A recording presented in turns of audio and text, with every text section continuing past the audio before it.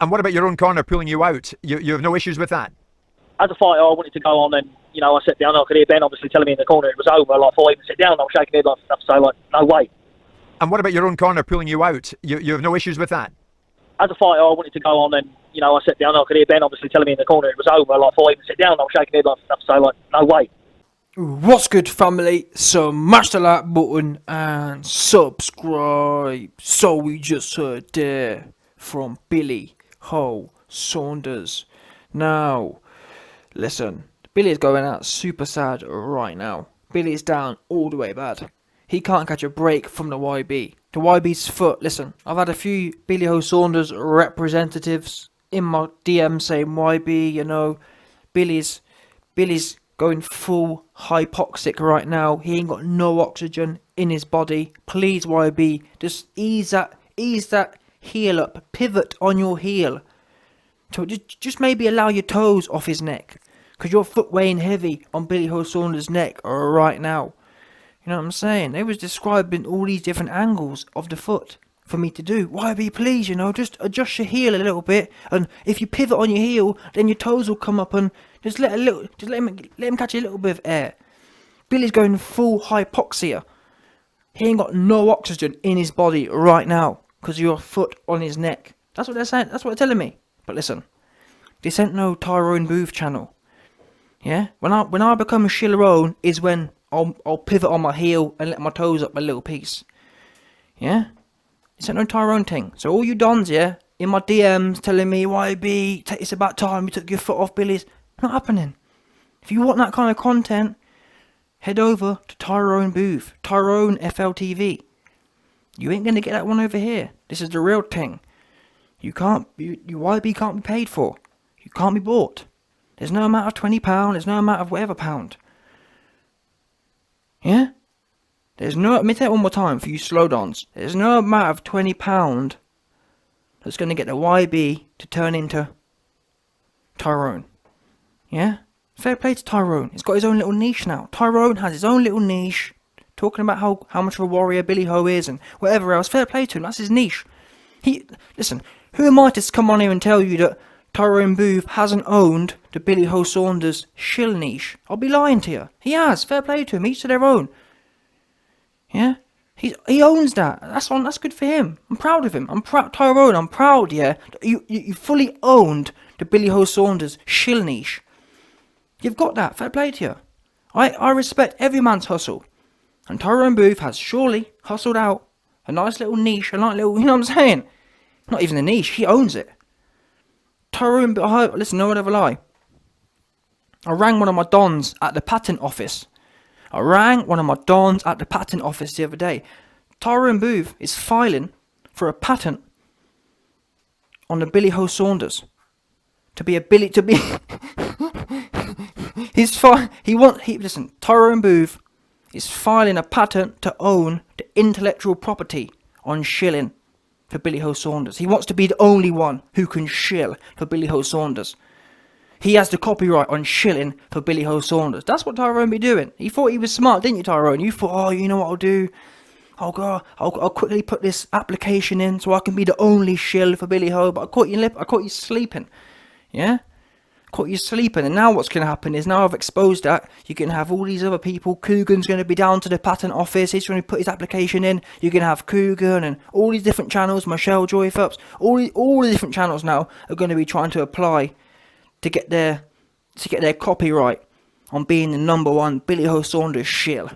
They will be doing it. So listen, I've got to be honest with you, that's wrong of me. I shouldn't be doing that. I shouldn't be hating on Tyrone. Tyrone, truth be known, if you want to be the number one Billy Ho Saunders shill, that's I should have left it. I shouldn't have exposed it. I'm sorry. I apologise. That was a weak moment of mine. I shouldn't have made it publicly available information. I shouldn't have broadcasted it to the public that you want to be the number one and the only Billy Ho Saunders shill. I do apologise. That was a moment of weakness on my behalf. Yeah? But I'm a man, listen. You've just heard me. I've accepted where I've gone wrong. Yeah? No doubt. Anyway, cutting back to this. Listen. Enough. Listen, Tyrone's going through it right now. No more on Tyrone. Leave Tyrone where he be. Moving to today's subject, Billy Ho Saunders. We just heard from him there. Listen, Billy Ho Saunders.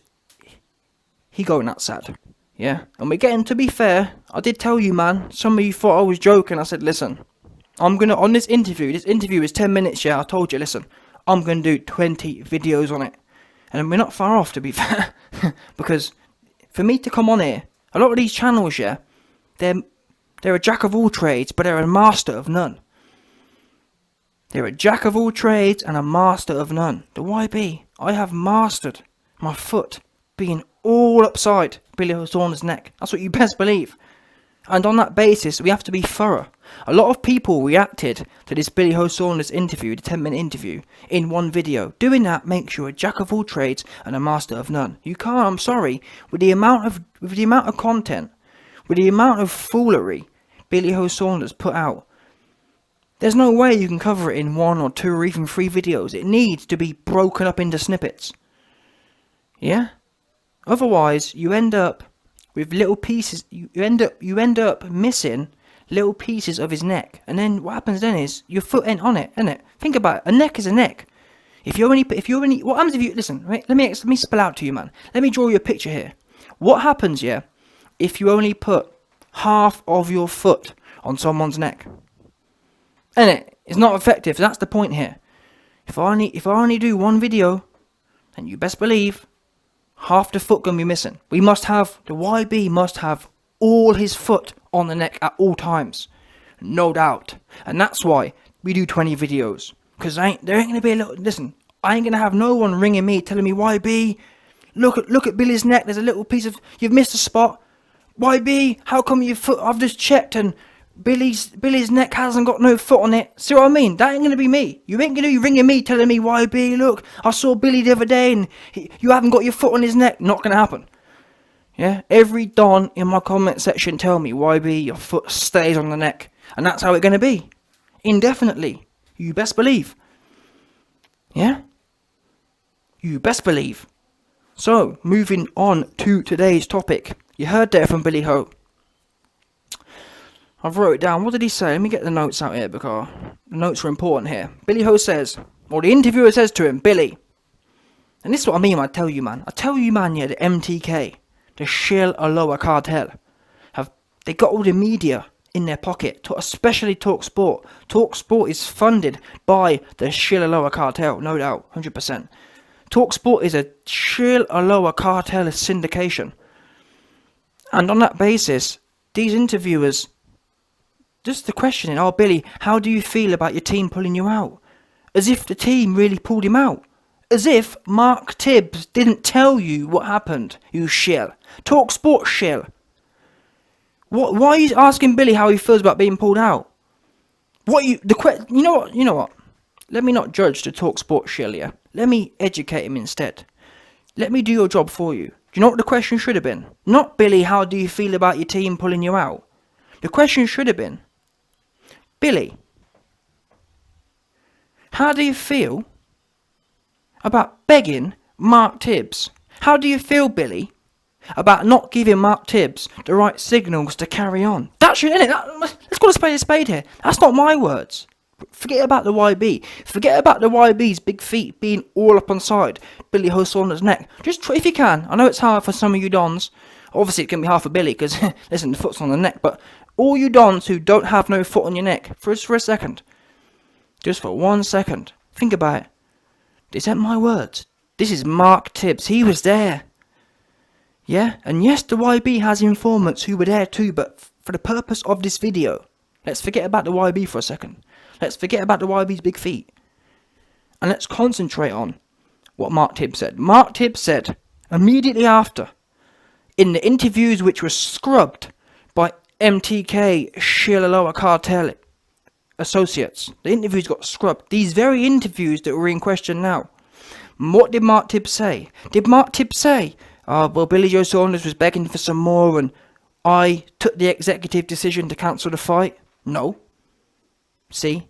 If that was the case, yeah, if Billy Saunders was begging for more and Mark Tibbs took the executive decision to cancel the fight, then this questioning from this Talk Sport interview, from this Shiller Sport interview, the questioning from the Shiller Sport interviewer would be justified. If that's what Mark Tibbs said. He didn't say that. So why are you asking Billy about how he feels about his team, as if his team were the ones who made the decision? No. The team have made it clear of the real situation.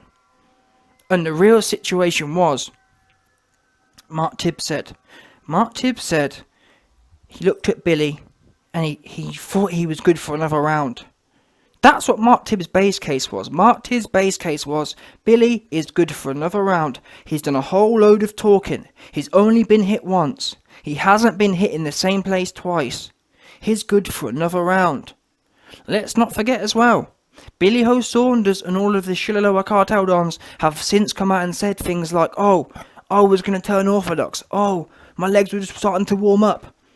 All this kind of stuff they've been saying. So if that's the case, yeah, why has Mark Tibbs come out and said, Billy, I wanted you to do another round. So if that's the case, where Billy at? Where was Billy at in that period?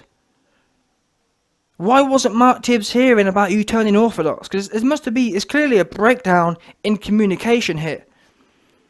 Clearly it must be, because someone adding up to me. And you know what? Scrap the breakdown in communication. We've seen the tape. I've seen the tape. There was no talk. So it's no surprise that Mark Tibbs wasn't hearing the right things he wanted to hear. Mark Tibbs came into that corner expecting Billy to do another round. That's the bottom line. And guess what? On Mark Tibbs' expectations, if Billy had come out and said, Mark, I want to turn orthodox. Mark, I've got my legs, I'm just starting to warm up here. The game plan's starting to work out. Why would Mark not put him back in there for? Think of all the injuries we've seen people not be pulled out on. Are you telling me this was worse? Are you telling me Mark Tibbs, there's no way he could have put him back in there? Mark Tibbs has even said himself, Billy wasn't giving me the right signs. I wanted Billy to do another round. He looked good for me for another round. Yeah? So where are these interviewers coming from? Oh, Billy, how do you feel about your team pulling you out? That's not what happened. Billy, how do you feel? Billy, how do you feel about not giving Mark Tibbs the attitude or the visual cues he wanted to see and hear? That's the only question we want to know. That's the only question that needs to be known. Mark Tibbs said you didn't give him the right social cues. Why was that? Because it's all well and good you coming on to the interview now and talking about orthodox and talking about how your game plan was just starting to work and how you need a few more rounds. Where was all that? Where was all this dialogue at the end of the round? In the corner. Because you weren't mentioning no orthodox. You were sitting there, blinking, laying it on thick and feeling sorry for yourself. There weren't no orthodox there. There weren't no optimism. Not even a little bit of optimism anywhere to be found. And that's what Mark Tibbs reported, funnily enough. Mark Tibbs came straight out the corner and said, there wasn't a lick of optimism. He wasn't giving me none of the right signs I needed to see to send him back out there. Combine that with the whole Ben Davison charade, that's why the fight ended. Because from what I've actually heard, Mark Tibbs, despite Billy's negative reaction, Mark Tibbs was still going to send him out. It was only when Ben Davison then started pulling the guilt trip. It was only when Ben Davison started pulling the concerned mother hen guilt trip of, I can't believe you're going to allow a fighter who's been cleared by the doctor, but you know what I mean, I'm one of them ones. Let's not forget that. Ben Davison's the one who started laying on thick, talking about, trying to guilt trip Mark. Mark, I can't believe you're going to send a fighter out there who's been hit once, and that's the reason Mark pulled the fight. It was nothing to do with him sitting there and analysing the situation and it being a rational outcome. Mark was going to send him back out. He saw Billy not wanting no more and thought, you know what, you may not want no more, but you're going to go back out there on principle because the boxing spirits want some more from you. You haven't given enough. The boxing spirits have spoken and you're not done yet. You'll go and spark out, is what Mark Tibbs was saying. The boxing spirits had already told Billy, you're going to spark out in round 9. So, simple as that. And Billy knew that. Yeah? Billy knew that. There weren't no amount of bare knuckle magic going to help him. We all knew that Billy was on a one-way ticket to... Listen, if you want... The boxing spirits already told Billy, if you want to go spark out in Orthodox, so be it. It don't matter. I'm telling you now. Canelo Alvarez couldn't have cared less. Orthodox, Southpaw-odox, any dox you want, you was going spark out. Yeah? You was going spark out-odox. That's where you was going. No matter what. Yeah? So on that basis, Mark Tibbs can send you out anyway, regardless. It was only when Ben Davison started pulling all the guilt trips, and because we know that these training things are kind of, it's quite risky, you know, in as much as these corners, if something bad happens, yeah, someone like Ben Davison can kind of put a complaint in, if that makes sense. Especially, let's not forget, look at how Ben Davison came up. He has come up a very seedy way. Ben Davison will be the kind of cat, yeah, who will, if something goes wrong in the corner, he'll put a official disciplinary complaint in against Mark Tibbs. Oh, look what Mark Tibbs did, and can't believe that. To try and increase his own standing. That's the kind of person Ben Davison is. He'll do anything to get a leg up. Ben Davison is number one crab in a barrel. So Mark Tibbs had to be careful. Mark Tibbs wanted to send Billy straight back out there. But he knew that Ben was sitting there kind of analysing everything he does, and almost like a telltale, writing everything down and about to expose, if that makes sense. And what do we know? Weeks later, what did Ben Davison do? Oh, I can't believe how irresponsible Mark Tibbs was. Innit? 100%. So Mark Tibbs wasn't wrong, to be fair. Mark Tibbs wasn't wrong thinking twice about his actions, because Mark Tibbs would have sent Billy straight back out there. But it was Ben Davison giving it the whole concerned mother hen, over-concerned 2021 mother hen, where Mark Tibbs thought, you know what, I better cover my own ass, because if something happens here, Ben Davison is going to be putting the official disciplinary complaint in to the commission about how I've been irresponsible and whatnot, and whatever else. Mark Tibbs is just trying to feed his family at the end of the day. So, it is what it is. Listen, Billy, but that there is about the TalkSport interviewer question. The interviewer question was false. The interviewer question was null and void.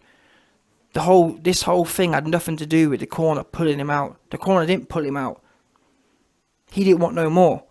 And not even once did he show he wanted more. He talks about, oh, I was shaking my head saying no way. As a fighter, I wanted to carry on. When did you communicate that then? Because I didn't see that part, did you? You showed me it. Oh, he was shaking his head saying no more, no way. We've seen fighters protest. This is a very kind of critical and crucial, what's the word? Like, these kind of events when teams pull fighters out, it's not like something that's easily brushed over. This is critical in the sport of boxing. And I'm not even a professional boxer, but just imagine, how many fights, yeah, do you think Billy Ho Saunders has watched and seen these kind of fights end? And the reason I bring that up is to say that, do you think Billy Ho Saunders didn't know how to act? If that makes sense. Of course he did. We all know how to act in this kind of situation. If your corner's thinking about pulling a fight from you, how do you act?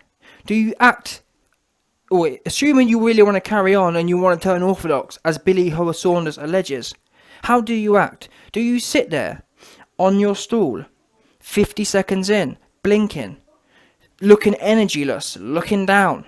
Or do you get up, bounce around the corner, you know what I'm saying, rush from side to side? Because we saw it. And Fernando Vargas, when he got stopped, he weren't sitting there silent, looking at the floor, about to walk out the ring. He was bouncing from wall to wall. He was going to the judge, going to the ref, trying to convince anyone he could that he wanted more.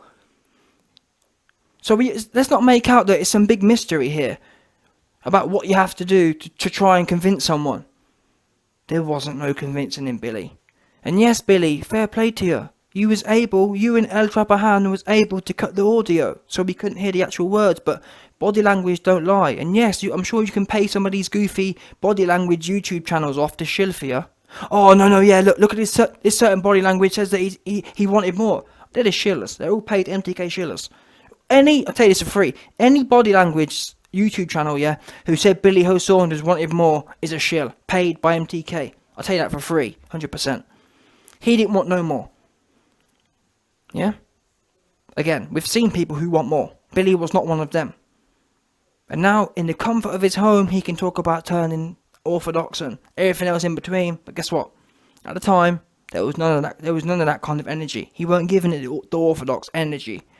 He weren't giving it the I'm warming up energy. He weren't giving it the my strategy's just playing off energy. He weren't giving it the I've got him where I want him energy. He wasn't giving it the some people have me 2 rounds up energy. Yeah? None of them things was he giving it. He was giving it the, I want to sneakily get out of here and then pay Tyrone Booth to shill for me and convince the public that I haven't jacked in the corner. That's what Billy was doing. Billy was playing a MTK Shillerone strategy. And it would have, listen, just like Scooby-Doo said, he would have got away for it. He would have got away with it if it wasn't for the meddling YB. That's what we do know. Tyrone and Billy Holiday, you thought you were safe, and you was until the YB got his feet out. Yeah? And it ended up kind of peak for you, man, right now.